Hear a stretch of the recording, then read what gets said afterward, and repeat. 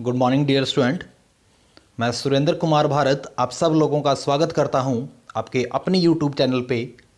और आज की इस वीडियो में हम डिस्कस करने वाले हैं क्लास +1 में हिस्ट्री के lesson number first from the beginning of time. Already इसके रिगार्डिंग मैं एक वीडियो डाल चुका हूं। This is the second video. इससे पहले हमने डिस्कस किया था कि brief descriptions of the chapter, और फिर हमने बात की थी source of understand human history. Then sources में हमने डिस्कस किया था फॉसिल्स को, देन स्टोन टूल्स को, and third one is cave painting. उसके बाद हमने डिस्कस किया था act of creations by God, and then we discuss how was Neanderthals men skull discovered, and then कुछ साइट्स के बारे में हमने बात की थी। उसके बाद हमने डिस्कस किया था the story of human evolution, कि मानव विकास कैसे हुआ। और ह्यूमन एवोल्यूशन में हमने 4 जो कैटेगरीज थी, प्राइमेट्स, होमिनिड एंड मॉडर्न जो ह्यूमन है, उनके बारे में हमने डिस्कस किया।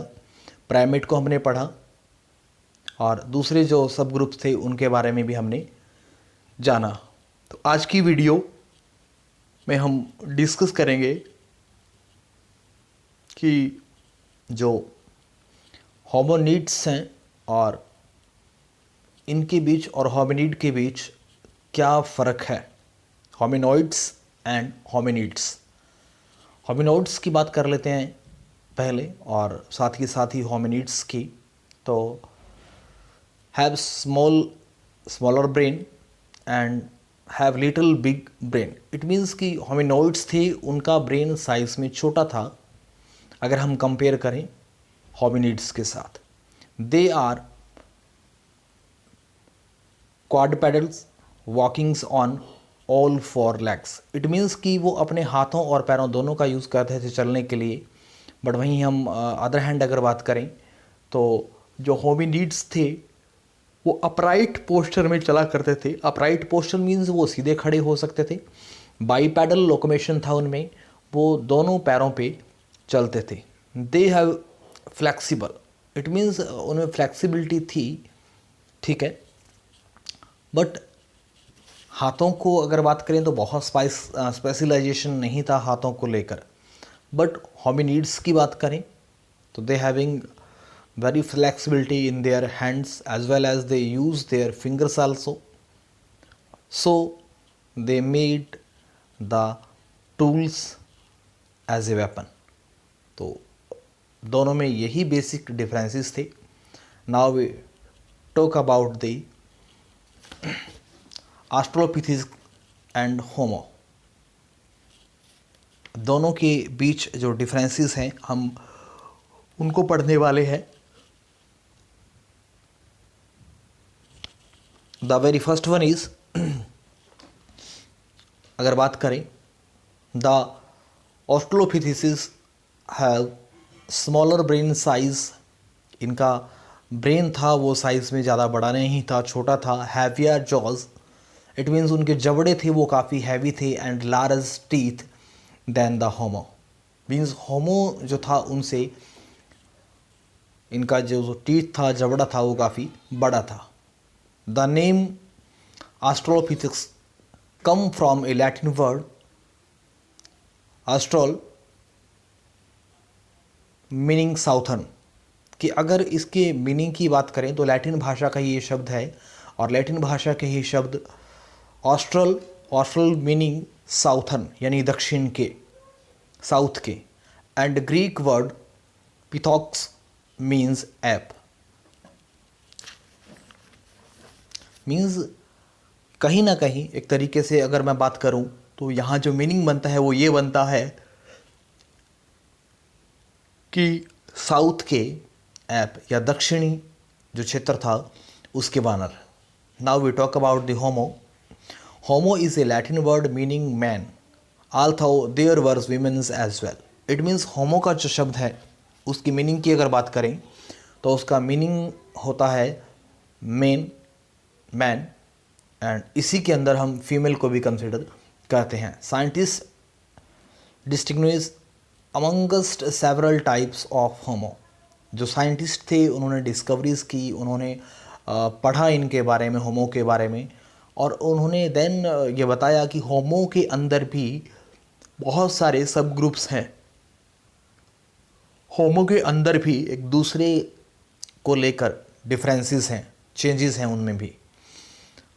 The name assigned to these species are derived from what are regarded as their typical characteristics, means इनका जो नाम दिया गया वो नाम दिया गया इनकी स्पीसीज़ को लेकर कि ख़ास तौर से ये स्पीसीज़ आई कहाँ से है, या इन स्पीसीज़ की ख़ास तरीके की जो करैक्टरिस्टिक्स हैं, विशेषताएं हैं, वो क्या हैं, और उसी के बेस पे इनका नाम दिया गया। So fossils are classified into 3 categories, कि इसीलिए होमो जो था उसकी कैटेगरी को आगे 3 सब कैटेगरीज के अंदर डिवाइड किया गया according to their feature, according to their merits and according to their classification. Homo habilis means the tool maker. Homo habilis उनको कहा गया जिन्होंने टूल्स बनाए, स्टोन्स बनाए, या स्टोन को तोड़कर जिन्होंने जो टूल मेकिंग की जो प्रोसेस थी उसका काम शुरू किया। Second one is Homo erectus या erectus the upright man. Homo erectus वो लोग थे जो खड़े होकर चल रहे थे। इट मीन्स वो बाइपैडल हो गए थे, अब वो हाथों का कम यूज़ करते थे चलने के लिए और पैरों का ज़्यादा। इट मीन्स वो अपनी लेग्स का यूज़ करते थे वॉकिंग के लिए, ट्रीज पे चढ़ना है उनमें भी। होमो सैपियंस द वाइज और thinking man. Homo sapiens means आज का जो मनुष्य है कहीं ना कहीं इससे बहुत ज़्यादा सिमिलरिटीज़ रखता था, बहुत ज़्यादा समानता थी। देन अगेन सेम देखिएगा, तीनों में डिफरेंस अगर देख पा रहे होंगे तो ईज़िली आप इन सब को क्या करेंगे, इनके डिफरेंसेस को देख पाएंगे। द वेरी फर्स्ट अगर बात करें होमो हैबिलिस, तो अगर उसके पैरों को देखें और हाथों को देखें तो उनकी लेंथ काफ़ी है। हाथों की जो लेंथ है वो काफ़ी है, because at that time the earlier human being used there legs and hands for working, but धीरे धीरे उसने अपने हाथों को दूसरे कामों में यूज़ करना शुरू किया, suppose cutting trees, making tools. तो धीरे धीरे जैसे जैसे टाइम निकला, with the passage of time उसकी बॉडी में बहुत सारे चेंजेस आए, और जो हाथों का जो साइज़ था वो धीरे धीरे रिड्यूस होना लगा, या हाथों की जो लेंथ थी वो कम हुई। और सेकंड जो फेज़ है उसमें होमो इरेक्टस बोला गया। इट मीन्स खड़े होकर चलने वाले मनुष्य को। And third one is very wise man. Homo sapiens means आज का जो मनुष्य है उसको। धीरे धीरे उसके बॉडी में चेंजेस आए, उसके बॉडी के ऊपर हेयर थे वो रिड्यूस होना शुरू हुए, उसके हेड का साइज चेंज हुआ, उसके जबड़ों का साइज चेंज हुआ, उसके टीथ का साइज चेंज हुआ। It means with the passage of time चीज़ें बदली। अब यहाँ आप देख पा रहे होंगे, ईज़िली आप डिफरेंस कर पाएंगे किसके बीच, जो ह्यूमन जो स्केल्टन्स हैं उनके बीच, ह्यूमन के जो स्कल हैं उनके बीच। The very first one is belongs to an ape, कि पहले को अगर हम देखें तो देखते ही पता चल जाएगा कि कहीं ना कहीं उसके जो साइज़ है, उसके अगर टीथ को देखें, उसकी खोपड़ी को देखें, उसके ब्रेन साइज़ को देखें, तो कहीं ना कहीं दिखाई देता है कि वो एक वानर की खोपड़ी है, वो एक ऐप की खोपड़ी है, वो एक मंकी की खोपड़ी है। Second one is belongs to a species known as Australopithecus. सेकंड है, अगर उसको देखें तो उसमें थोड़ी थोड़ी चेंजेस आपको दिखेंगे। ब्रेन का साइज़ थोड़ा छोटा दिखेगा, जबड़े का साइज़ है वो थोड़ा रिड्यूस दिखेगा। And third one is teeth का जो साइज़ है वो थोड़ा आपको रिड्यूस दिखेगा। इसके अलावा आइज़ का जो क्वार्टर है, आइज़ का जो गड्ढा है, उसका साइज़ आपको थोड़ा कम दिखाई देगा, और उसके ओवरऑल जो उसका सर है उसका साइज़ भी आपको थोड़ा छोटा दिखाई देगा। पार्ट अगर सी की बात करें, belongs to species of Homo erectus literally upright man, कि जब ह्यूमन बींग ने खड़े होकर चलना शुरू किया था तब उसके जो खोपड़ी थी, स्कल था, उसका साइज़ कुछ इस तरीके का था। आप देखेंगे माइंड का जो एरिया है वो थोड़ा और छोटा हो गया एक तरीके से। जो जबड़े का साइज़ है वो रिड्यूस हो गया। जो खोपड़ी है, सर है, उसका साइज़ राउंड में हो गया। मतलब बहुत सारी चीज़ें टाइम के साथ बदली। उसके स्केलेटन में चेंजेस आए, उसकी बोन्स में चेंजेस आए, उसके बॉडी स्ट्रक्चर में चेंजेस आए। And the belongs to the species known as Homo sapiens, literally thinking और wise man, to which all present day human beings belong. कि अगर हम बात करें डी की तो आप देख पाएंगे कि बहुत सारी सिमिलैरिटीज़ हैं आज के ह्यूमन बींग का जो स्कल है उसके जैसी। सेम उसके जैसे दांत, टीथ, सेम उसके जैसा सर, आइज़, नोज़, सारी चीज़ें कहीं ना कहीं उससे मिलती जुलती थी। शायद इसीलिए इसे थिंकिंग मैन, वाइज मैन और मॉडर्न जो ह्यूमन स्पीसीज था वो नाम दिया गया। Now look this picture and this is the grip of the hands, the evolutions of the hand। कि हाथ का विकास किस तरीके से हुआ, किस तरीके से जो वानर थे, ऐप थे, उन्होंने चीज़ों को पकड़ा। उसके बाद में किस तरीके से दूसरी उंगलियों का यूज़ किया गया, फिंगर्स का यूज़ किया गया। तो द वेरी फर्स्ट पिक्चर ये show the precious grip of the chimpanzee. पहली जो पिक है उसमें साफ दिखाया गया है कि चिंपैंजी है उसकी कितनी पकड़ थी किसी चीज़ के ऊपर, किस तरीके से वो अपने हाथों की उंगलियों का, फिंगर्स का, किस तरीके से अपने हाथ का वो यूज़ कर सकता था, किसी भी ऑब्जेक्ट को वो कितने अच्छे से पकड़ सकता था। ठीक है, अब देखेंगे तो सिर्फ एक अंगूठे और उंगली के बीच उसने चीज़ों को पकड़ा हो, बाकी सारी की सारी उंगलियां हैं वो फ्री हैं। Second one is show the power grip of the human hand. दूसरी जो पिक है उसमें दिखाया गया है कि जब ह्यूमन बींग अपराइट होकर चलना शुरू हो गया तब उसने चीज़ों को किस तरीके से होल्ड करना शुरू किया। ठीक है, और third one is show the precious grip of the hominid. कि थर्ड अगर सी की बात करें तो किस तरीके से जो होमिनिड जो प्रजाति थी उन्होंने चीज़ों को पकड़ना शुरू किया, चीज़ों को उन्होंने यूज़ करना शुरू किया। इट मीन्स उन्होंने अपनी फिंगर के ऊपर किस तरीके से कंट्रोल किया, कितनी अच्छी, कितनी फाइन ग्रिप थी उनकी इन चीज़ों के ऊपर। Next one is that is the positive feedback mechanism.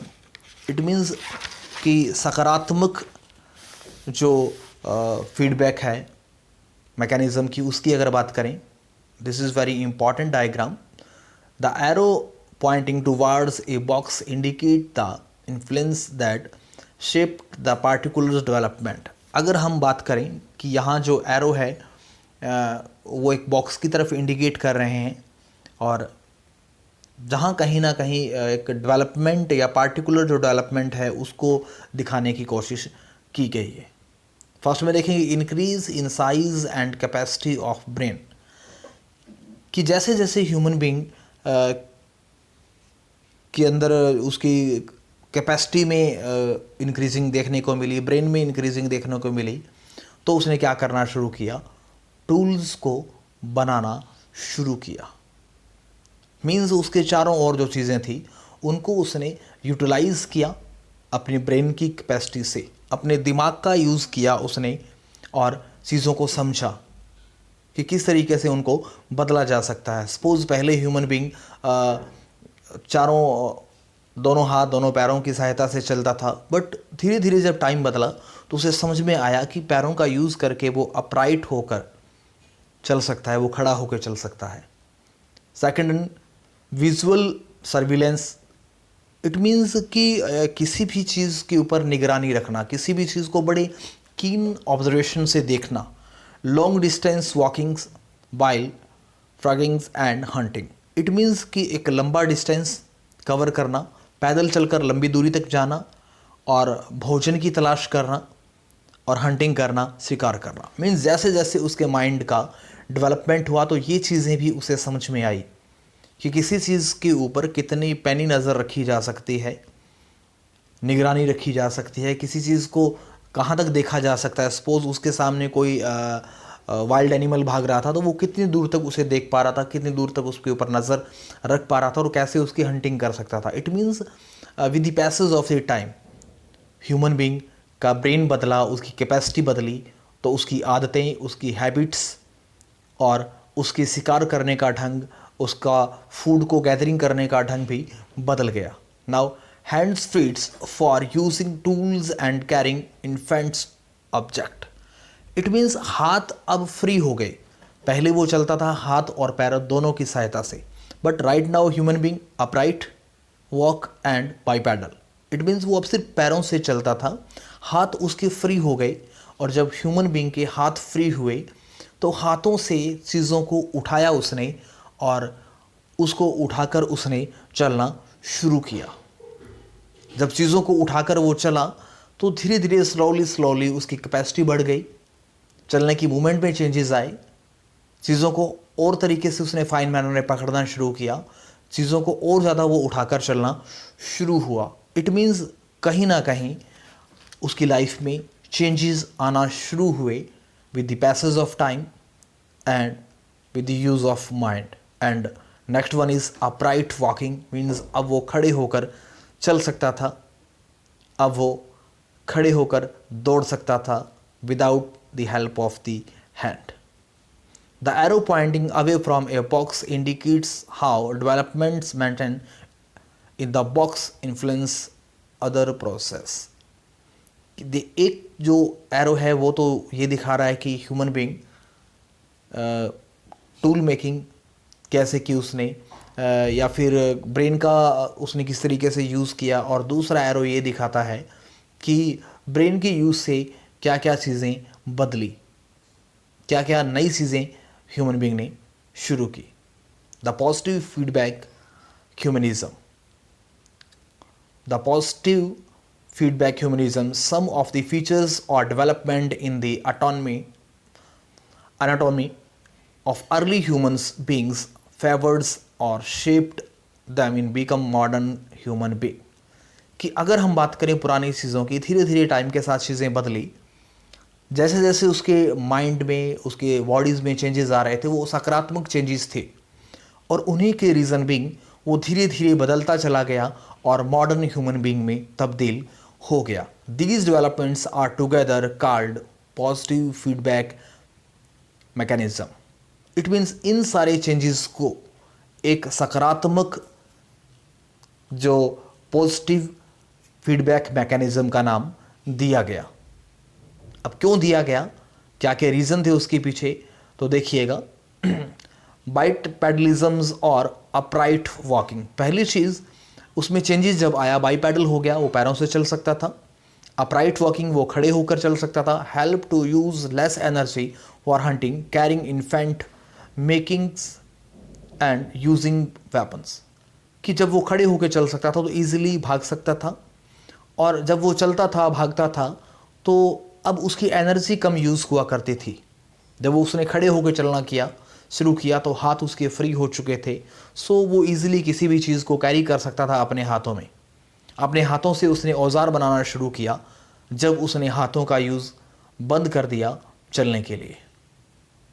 Flexibility in hands and fingers enables hand to be freed for carry infants or objects in turns as hands were used more and more running become easily। कि जैसे जैसे हाथों की flexibility बढ़ी, जैसे जैसे हाथों का यूज़ उसने ज़्यादा किया, वैसे वैसे उसके हाथों की जो फ्लेक्सिबिलिटी थी वो ज़्यादा होने लगी। Because human being always use their hands in their daily routine, in their activities. की हथियारों को बनाना है, पत्थर को तोड़ना है, पेड़ से कोई चीज़ तोड़नी है, पेड़ पे चढ़ना है, तो इवन तक कि उसने अपनी फिंगर्स के ऊपर भी कंट्रोल करना शुरू कर दिया। और अब पैरों से चलना उसके लिए बहुत इजी हो गया, बिकॉज़ बहुत टाइम तक जब उसने एक्सरसाइज की या एक एक चीज़ को उसने बार बार प्रैक्टिस की खड़े होकर चलने की, तो बहुत इजी हो गया वो इसके लिए या ह्यूमन बीइंग के लिए। Growth in the size of the brains help for thinking memorizings, plannings and realizings to make new attempt for further development। कि जब उसके माइंड की कैपेसिटी बढ़ी, उसके माइंड का साइज बढ़ा, तो उसने अलग अलग तरीके से सोचना शुरू किया। सपोज एक ही चीज़ को किस तरीके से डिफरेंट काइंड में, डिफरेंट वेज में कैसे यूज़ करना है, चीज़ों को मेमोराइज कैसे किया जाए, किसी भी चीज़ की प्लानिंग कैसे की जाए, और किसी चीज़ का नए तरीके से कैसे इनोवेशन करना है, किसी भी चीज़ का नए तरीके से यूज़ कैसे करना है, ये सारी चीज़ें ह्यूमन बीइंग सीख रहा था पॉजिटिव मैकेनिज्म से। विजुअल सर्विलेंस, इट मीन्स आँखों से किसी चीज़ के ऊपर निगरानी रखना, दूरदृष्टि रखना। Improved the early humans it favoured for long distance walking, search food, find animals and many more work. It means अपनी आँखों से उसने देखा कि सपोज वो किसी चल रहा है, चलते चलते उसके सामने कोई चीज़ आ रही है तो उसे पता चल जाएगा इजीली। इसके साथ साथ फूड को सर्च करना, मतलब कोई जानवर कहाँ छुपा है, कोई झाड़ियों में छुपा है, कोई भाग रहा है, तो इसलिए वो फाइंड आउट कर सकता था जब उसने अपनी आँखों का यूज़ करना शुरू किया और बहुत अच्छे से। इट मीन्स जब उसका अपनी आँखों के ऊपर पूरा कंट्रोल हो गया, तो इट मीन्स उसने जो विजुअल सर्विलेंसेस जो चीज़ें थी, जो निगरानी रखने की जो उसकी कला थी, वो और ज़्यादा फाइन होती चली गई। Anatomy, branch of science concerns with the bodily structures of the human animal, कि ये एक तरीके की साइंस का ही एक भाग है, साइंस की ही एक ब्रांच है जिसमें ह्यूमन बॉडी का जो स्ट्रक्चर है उसके बारे में पढ़ा जाता है, उसके बारे में सारा कुछ जाना जाता है। The phase of ice, the phase of glaciers, एक तरीके से बात करें तो, कि जो हिमनद का युग था या जो बर्फ़ जमने का जो युग था, उसमें क्या क्या चेंजेस आए। Around 2.5 million year ago with the onset of the phases of the glaciation और एन आइस एज, कि लगभग 2.5 मिलियन ईयर एगो, लगभग 25 लाख साल पहले ऐसा हुआ कि इन्वायरमेंट में चेंजेस आए, और due to the changes in the environment बर्फ़ जमना एक जो थी उसकी अगर बात करें तो वो जमना शुरू हुई या फिर पिघलना शुरू हुई, वो सारी प्रोसेस की बात यहाँ की गई। ठीक है। Large part of the earth were covered with snow, there were major changes in climate and vegetation, कि जब ग्लेशियर पे बर्फ़ जमना शुरू हुई, माउंटेन्स पे बर्फ़ जमना शुरू हुई, तो नियर बाई का जो भी एरिया था वहाँ इन्वायरमेंट में चेंजेस आना शुरू हुए, और इसी रीज़न बीइंग पूरा का पूरा एरिया स्नो से कवर हो गया, क्लाइमेटिक चेंज हुए और वेजिटेशन भी चेंज हुआ। Due to the reductions of the temperature as well as rainfall, grasslands area expanded at the expense of forest, leading to the gradual extensions of the early forms of Australopithecus। It means कि जो बर्फ़ जमने के reason Bing temperature में changes आए, rainfall के कारण जो ग्रासलैंड थे वो ज़्यादा हुए, और शायद यही रीज़न रहे, शायद यही कारण रहे कि जो अर्ली ह्यूमन बीइंग था, जो बहुत पुराने समय का जो ह्यूमन बीइंग था, अब क्या हो चुका था, वो इन्वायरमेंट के अकॉर्डिंग अपने आप को एडजस्ट नहीं कर पाया, और शायद वो लुप्त हो गया, शायद वो ख़त्म हो गया। बट धीरे धीरे कुछ नई स्पीसीज़ भी आना शुरू हुई। ठीक है। सो जो नई स्पीसीज़ आई, उन्होंने ईज़िली अडॉप्ट कर लिया अपने आप को, ड्राई एरिया में रहना या फॉरेस्ट एरिया में रहना। ठीक है। तो कहीं ना कहीं उन्होंने जो अदर जो कंडीशन डेवलप हुई ड्यू टू दिस रीज़न, उनके अकॉर्डिंग भी रहना शुरू किया। Among these were the earliest representative of the genus होमो।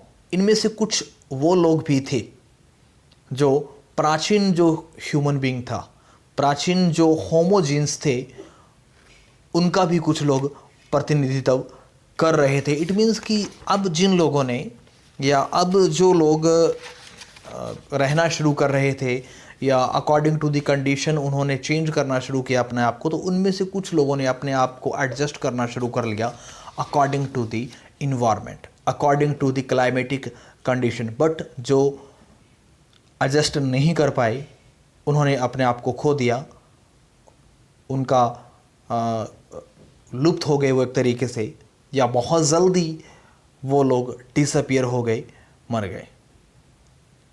तो नेक्स्ट जो टॉपिक हम पढ़ेंगे वो हमारा होगा the story of human evolutions as a modern, कि जो वर्तमान युग के अंदर जो आधुनिक जो ह्यूमन बीइंग है उसकी डेवलपमेंट कैसे हुई, उन सब चीज़ों को हम पढ़ेंगे नेक्स्ट की वीडियो में। आज की वीडियो में इतना ही। आप मेरे YouTube चैनल को इसी तरीके से लाइक करते रहें, शेयर करते रहें और हाँ, सब्सक्राइब ज़रूर करते रहें। जय हिंद, जय भारत।